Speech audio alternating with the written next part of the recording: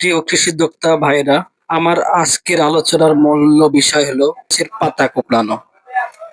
আর এই মরিচের পাতা কুঁকড়ানো আসলে দুইটি কারণে হয়ে থাকে। একটি হলো মাকড় এবং দ্বিতীয় কারণ হলো জাপ পোকা।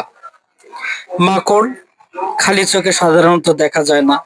এই মাকড়ের আক্রমণ হলে মরিচের পাতাগুলো উপরের দিকে কুঁকড়ে যায় এবং পাতাগুলো নৌকার আকৃতির ধারণ করে।